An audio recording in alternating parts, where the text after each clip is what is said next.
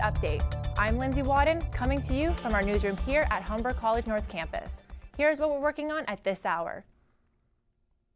The Toronto Blue Jays are still alive in the American League Championship Series after a 5-1 win over Cleveland last night. Aaron Sanchez pitched 6 strong innings yesterday, setting up today's Game 5 in Toronto. Josh Donaldson's solo homer in the third put the Jays in front for the first time in the series. Blue Jays' Marco Estrada will get the call today against Cleveland rookie Ryan Merritt. If the Jays win, they could face 2 more do-or-die games in Cleveland. Presidential candidates Hillary Clinton and Donald Trump are getting ready for their third and final debate. The stage is set for tonight's showdown. Clinton has a 6.5-point lead over Trump going into the debate, the widest gap between the two candidates yet. That gap has much to do with allegations of sexual assault from about a dozen women. But Trump says all those claims are false.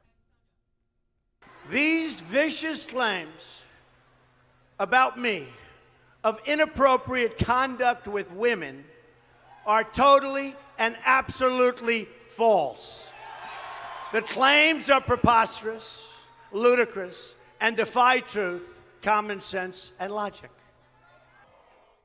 The Clinton camp has its own concerns. WikiLeaks has released new emails from Clinton's private server showing excerpts from her paid appearances. The 90-minute debate will take place at the University of Nevada in Las Vegas. The fireworks get underway at 9 p.m. Eastern Time. A call for action today after a 4th Aboriginal child in a month has taken her own life in northern Saskatchewan. A 10-year-old girl from Deschambault Lake is the latest tragedy to hit the community. Aboriginal leaders have a meeting with Prime Minister Justin Trudeau to discuss a plan to prevent more suicides. Members of the Aboriginal community say they hope the meetings will bring awareness and action to the epidemic their young people are facing. Iraqi forces are closing in on Mosul, a key location in the fight against the militant group ISIS. Troops are moving through Mosul, trying to clear it streets by street. It's the biggest operation mounted by Iraq since U.S. forces withdrew 5 years ago. The Iraqis are getting air support from a U.S.-led coalition, and Canadian forces are providing medical support.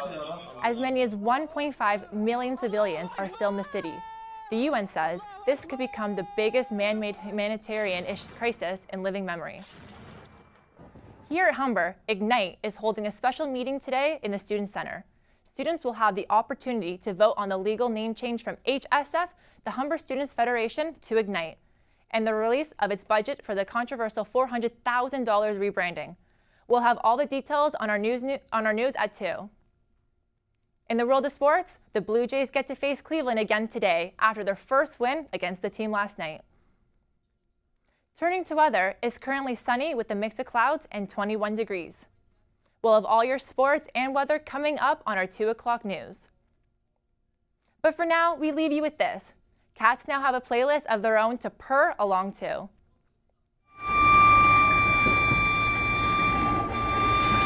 Universal Music released Music for Cats as the first major record deal geared towards animals, and it's already gone to #1 on iTunes Classical Music.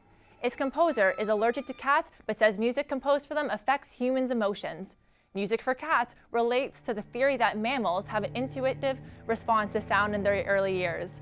The music recreates the purring sound cats make to create an emotional response. That's your 12 o'clock update. We'll be back with more Humber news at 2.